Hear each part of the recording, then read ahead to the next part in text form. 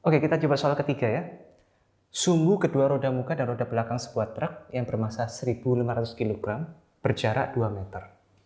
Pusat massa truk 1,5 meter di belakang roda muka. Maka beban yang dipikul oleh kedua roda muka truk adalah berapa? Oke, jadi soal apa ini ya? Ini saya punya truk itu kan punya roda ya. Dua roda depan dan belakang. Jaraknya antar kedua roda 2 meter. Kemudian pusat massa truk 1,5 meter di belakang roda muka. Roda muka itu yang katakanlah sebelah sini, ini roda belakangnya. Pusat massanya bukan di tengah, tapi agak geser dikit sebelah sini. Jaraknya 1,5 meter. Oke. Maka tentukan beban yang dipikul oleh kedua roda muka truk. Jadi gaya normalnya yang dirasakan oleh roda muka ini. Oke, soal ini menarik ya. Kenapa? Karena dia bukanlah jungkat-jungkit. Jadi dia itu benar-benar stabil, seimbang, kokoh ya.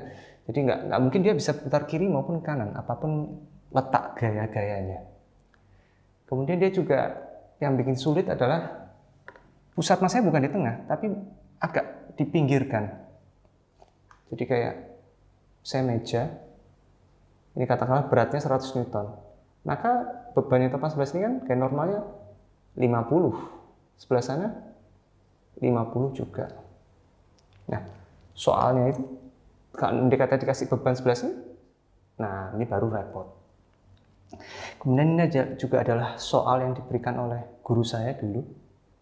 Udah cukup lama. Saya udah lupa seperti apa solusinya, tapi saya akan berikan pada kalian 3 metode penyelesaian. Ya supaya kalian tambah pintar lah. Oke, mulai dari mana dulu ya? Nah, kita coba gambarkan vektor-vektor gayanya. Jadi ini ada batang panjang 2 meter, kemudian ada W sebelah sini, ini 1,5, sebelah sini kan 0,5 ya. Kemudian dia ditopang oleh gaya normal dari M aja lah, M. Ini gaya normal dari roda muka, sebelah sini gaya normal dari roda belakang. Ya, jadi benda yang bisa jatuh ke bawah, tapi dia ditopang oleh kedua roda ini, sehingga kayak rodanya pasti memberikan gaya normal balik, F aksi dan F reaksi. Oke, mulai dari mana dulu? Oke, metode penyelesaian saya adalah seperti biasa jungkat-jungkit. Saya akan mengasumsikan ini adalah jungkat-jungkit, meskipun tidak demikian. Jadi ini saya anggap seperti sumbu putar titik tumpuannya di sebelah sini. Maka semuanya relatif terhadap sumbu putar yang sebelah sini. Jadi ada torsi yang membuat dia searah jarum jam. Ada torsi yang membuat dia berlawanan jarum jam.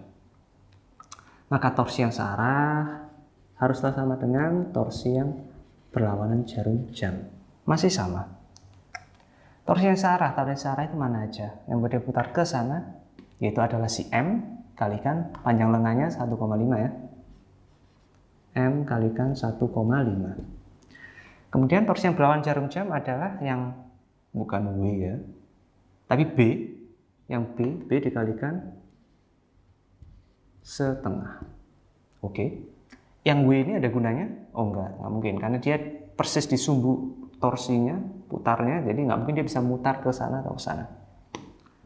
Maka sederhanakan aja, kalikan 2 ya. Ini M kalikan 3. Oke. Saya berhenti sampai sini, tidak ada penjelasan yang lain.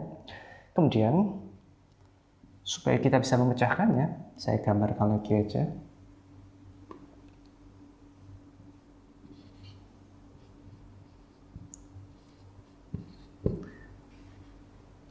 Masih sama seperti yang tadi. Supaya kita bisa memecahkannya, kita mesti menggeser sumbu torsinya di tempat manapun yang kita mau. Jadi sebenarnya kita tidak harus memilih persis di sini. Kita tidak harus memilih persis di tengah. Kita bisa memilih di sini, di sana, ataupun di titik manapun yang kita mau. Jadi misalnya M ditambah 0,01 pun masih bisa. Tapi supaya gampang, saya akan pilih sumbu putar rotasinya persis di tengahnya. Oke. Mengapa demikian? Ya gimana yang menjelaskannya. Jadi Kalau kita keadaan sigma torsi sama dengan 0 itu, kita bisa memilih sumbu putar di mana saja yang kita mau. Oke, kita coba aja ya, semuanya relatif dari sumbu putar yang sebelah sini.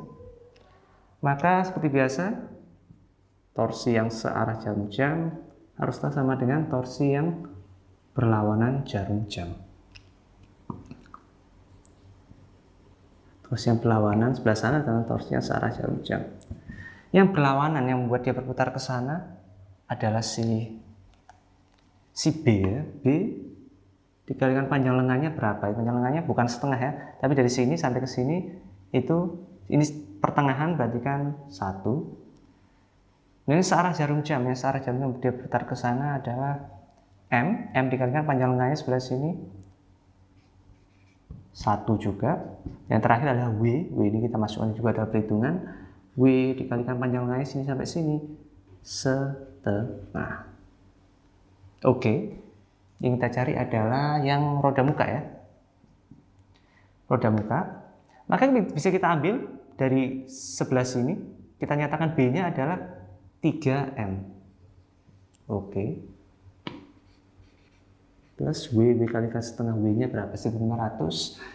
15.000 kalikan setengah 7.500. Maka ini pindah ke sana, 2M sama dengan 7.500. M sama dengan 3.750 Newton. Oke. Ntar kalian coba di rumah, sumbu putar torsinya kalian coba dimanapun titik yang kalian mau. Ntar pasti ketemu hasilnya. Jadi ya persis sini tambah geser sedikit 0,01 pasti ntar ketemu jawabannya. Dan saya juga nggak tahu kenapa bisa demikian. Pokoknya ini mengagumkan. Oke, yang sebenarnya tadi kan adalah metode penyelesaian yang pertama, baru yang pertama. Maka sekarang yang kedua. Sekarang yang kedua adalah saya akan menggunakan sigma F sama dengan 0. Oke, jadi karena dia seimbang, stabil, nggak putar kiri maupun kanan, maka berlaku juga sigma F sama dengan 0. Dia bisa seperti partikel. Jadi ada berat W-nya itu. Ini ada gaya normal daripada M, ini ada gaya normal daripada B. Maka artinya gaya ke bawah harus sama dengan gaya ke atas. W sama dengan M plus B. Oke. Kalau mau ini ada torsinya ya, saya mungkin kalian bingung, yang gampang aja. Anggaplah dia itu partikel.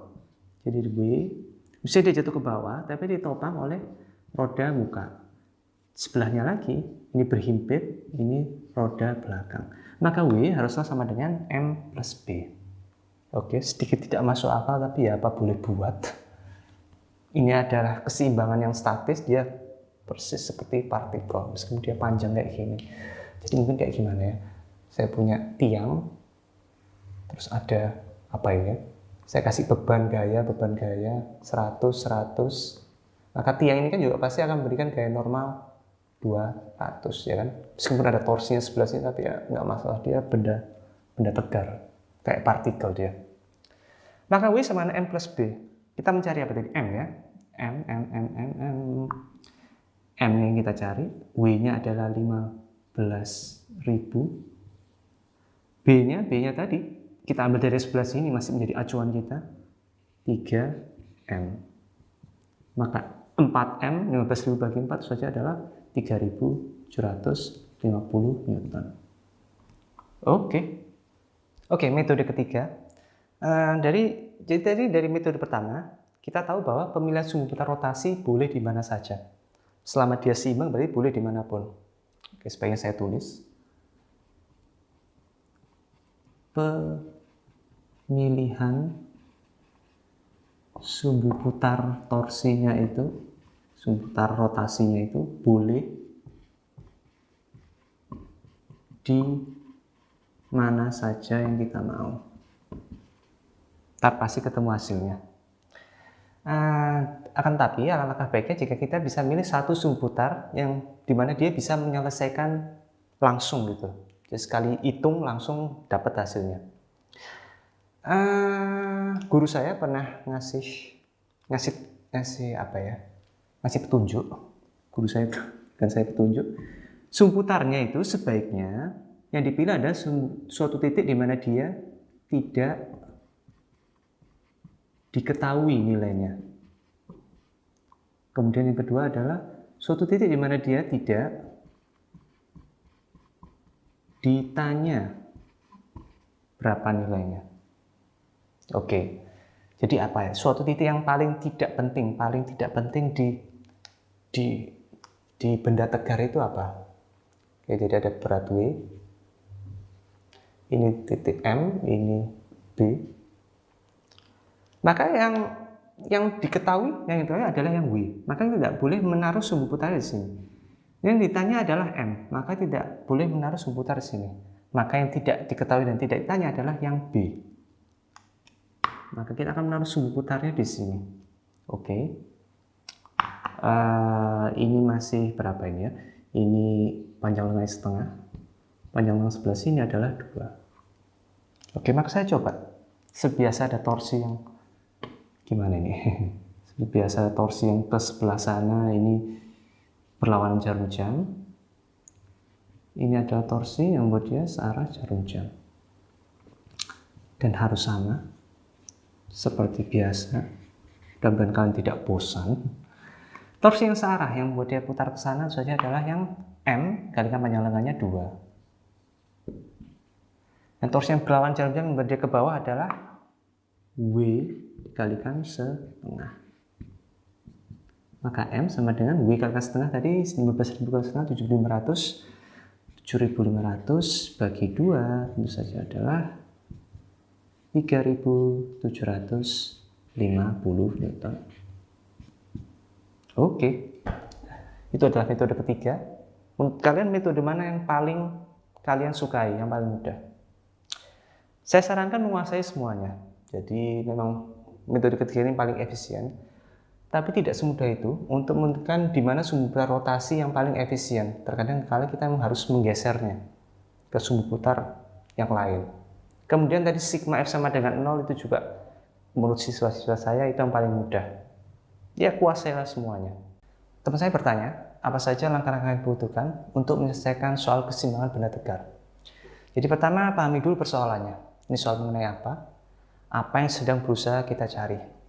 Kemudian gambar ulang batang benda tegarnya di tempat yang berbeda. Jadi jangan mencoret-coret kertas soal kalian, ntar kalian malah tambah bingung. Kemudian lengkapi dengan gaya-gaya yang bekerja padanya, aktif maupun pasif. Yang repot itu kan pasif ya, karena dia tidak jelas, saudara. Kalian harus memahami konsepnya. Kemudian lengkapi dengan jarak-jaraknya serta sumbu putar rotasinya. Nah, ini pemilihan sumbu putar ya, kalau bisa yang seefisien mungkin supaya kalian lebih cepat mengerjakannya. Tapi saja kalau kalian sudah mahir, kalian sudah pasti akan melewati ini semua, sudah di luar kepala. Seorang siswa pernah bertanya pada saya, kenapa pemilihan sumbu putar boleh di mana saja? Ya saya jawab, ya entahlah.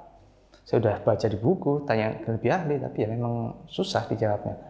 Jadi kalau di buku itu kan benda tegar dikatakan seimbang secara statik jika jumlah gaya yang bekerja padanya sama dengan 0. Dan jumlah torsi pada sembarang titik pada benda tegar tersebut sama dengan 0. Siapa yang bisa mengenai hal-hal seperti itu? Saya cuma guru fisika biasa. Kesimpulan akhir saya, fisika itu amazing. Udah, kita move on aja. Dan itulah keseimbangan benda tegar. Mudah-mudahan kalian menikmatinya.